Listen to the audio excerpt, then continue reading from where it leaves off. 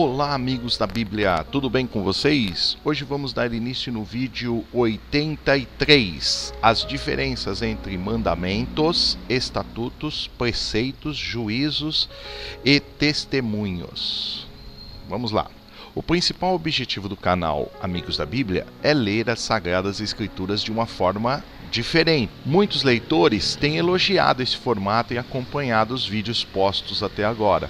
O que se propõe é dar mais uma opção à leitura. Bom seria que você tivesse a opção de pegar, examinar a sua Bíblia Sagrada, mas como nós sabemos que às vezes as pessoas não se adaptam, o canal se propõe a fazer um formato interativo, ilustrativo, para facilitar a sua leitura.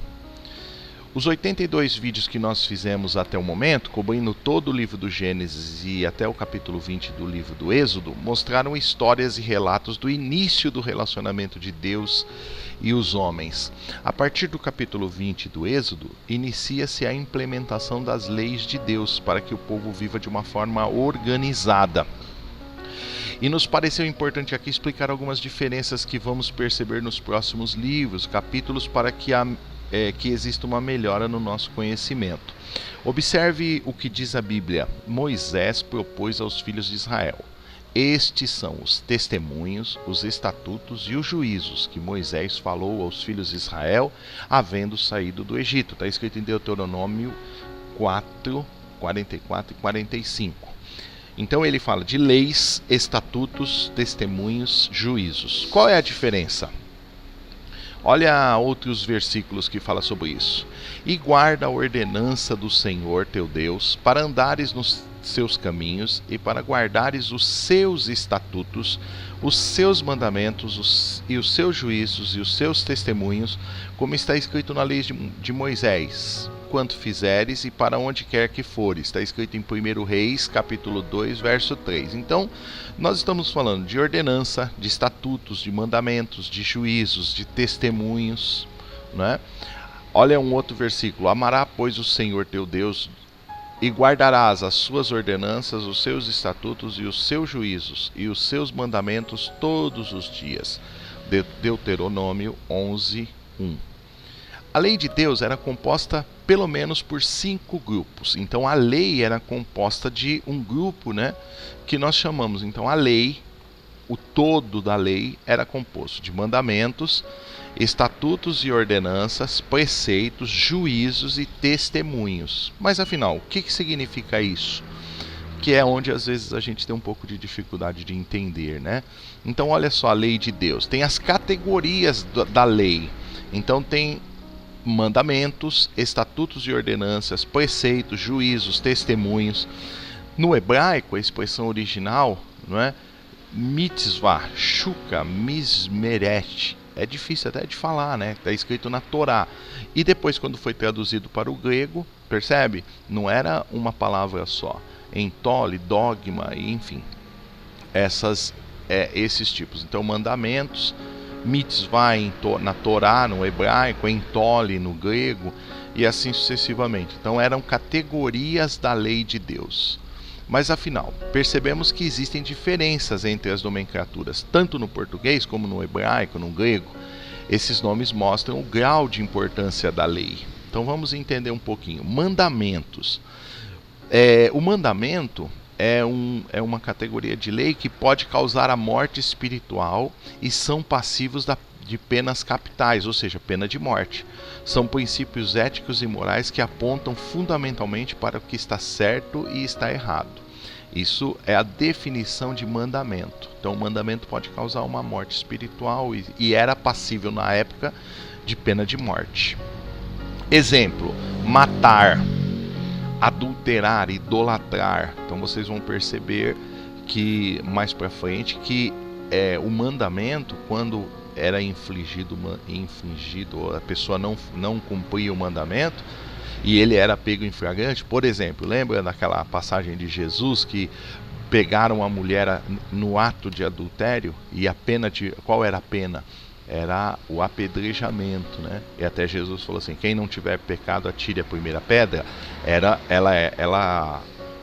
Ela fez algo contra o mandamento e isso gerava a pena capital, ou seja, a pena de morte. Era o mandamento da época, né? E estatutos e ordenanças, o que é? São leis que gerenciam o dia a dia da comunidade, onde quem as cumprir serão abençoados de acordo com o que diz a lei, mas não se aplica a pena capital. Então era uma lei de gerenciar a comunidade, trazer o bem-estar para todos. Por exemplo, não juntar lã e linho, enterrar as fezes. Então toda vez que a pessoa não tinha banheiro, né? Então a pessoa tinha que ir lá fazer as suas necessidades, ele era lei, devia enterrar as suas fezes, não acender fogo no sábado. Então o que significa isso? Não tinha, lógico, pena capital para isso, né? Não tinha pena de morte, mas gerenciava o dia a dia da comunidade, e isso fazia com que todos ficassem bem, porque já imaginou 2,5 milhões de pessoas, por exemplo, fazendo suas necessidades? Aquilo devia ser assim uma quantidade enorme. Onde você ia pisar, você ia ter que ficar de olho para não pisar nas fezes, né? Então o que fazia? Era a lei da época, toda vez que fazia suas necessidades, deveria, por lei, enterrar as suas fezes. Então isso era, como é que chamava? Um estatuto, uma ordenança, não é? Depois, os preceitos são leis de reparação com relação ao próximo e que também não são passíveis de pena capital. Os preceitos, a pessoa ela descumpriu a lei e isso trouxe um prejuízo com relação a um outro próximo, a pessoa deveria reparar, ou seja, deveria indenizar, né? As pessoas. Um exemplo, as leis indenizatórias. Então vocês já viram falar olho por olho, dente por dente? O que você fez para um, você indeniza. Às vezes, se você furou o olho de um, você tem que furar o teu também, né? Era olho por olho, dente por dente, né? Isso tudo, pessoal, era uma situação da época. Não é que os israelitas fizeram isso, não. Mas na época existia essa lei para todos. No lugar onde eles viviam, todos os países, as regiões e os povos, eles adotavam esse tipo de lei de uma certa forma, né? E os juízos são as punições pela transgressão contra a lei. Seriam aplicados de acordo com a gravidade de cada categoria. O juízo é a pena que a pessoa, né, receberia por ter infligido a lei. Não era permitido que o povo de Deus se envolvesse e praticasse a bruxaria, satanismo. Qual é o juízo? Pena de morte. Então quem praticasse a bruxaria sofreria, e fosse pego, sofreria pena de morte. Testemunhos são leis que eram dadas para que o povo se lembrasse dos testemunhos dos feitos de Deus para com eles. Então eram leis que eram passados, né? Os testemunhos eram passados de pais para filhos, né?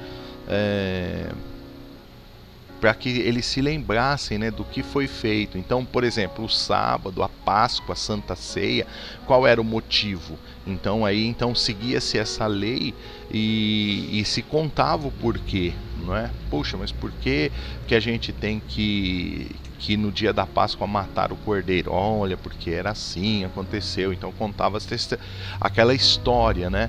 Então são leis que eram dadas para que o povo se lembrasse dos testemunhos, dos feitos de Deus para com eles, celebrasse o que Deus fez para com eles, né? Muito bem. Quantas leis existem? Então, os 10 mandamentos foram talhados em pedra pela mão de Deus, sendo que o povo de Israel ouviu a voz de Deus, né?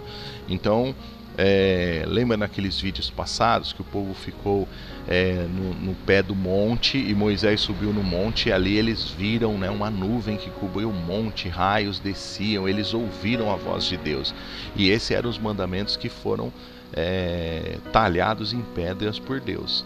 Mas ainda existiam 613 leis escritas por Moisés e inspiradas por Deus. São as chamadas leis mosaicas, ou nos dias de hoje o Torá, né, que são a lei dos judeus. Então vocês vão perceber que durante o resto do livro do Êxodo, de Deuteronômio e Números e Levíticos, vocês vão perceber que se fala muito das leis, e as leis sempre baseadas naquele processo, né? Mandamentos, juízos, preceitos, ordenanças, né? Então essas são tinha mais 613 leis escritas por Moisés e inspiradas por Deus. Isso é para que você entenda, te faça uma introdução, porque nós vamos estar vendo essas leis agora. Às vezes nós estamos aqui ainda decidindo se vamos entrar no detalhe, porque fica muito extenso, mas nós vamos ver como que nós vamos ler esses próximos trechos da Bíblia. Por enquanto, para que você entenda, né, ficamos por aqui. Se você gostou do vídeo, dá um joinha. E se você quiser continuar lendo a Bíblia nesse formato, inscreva-se no canal Amigos da Bíblia. Vai ser um prazer, toda vez que nós fizermos um vídeo, nós vamos transmitir para você aí. Tudo de bom, fica com Deus, um grande abraço. Deus que abençoe a sua vida. Tchau, tchau.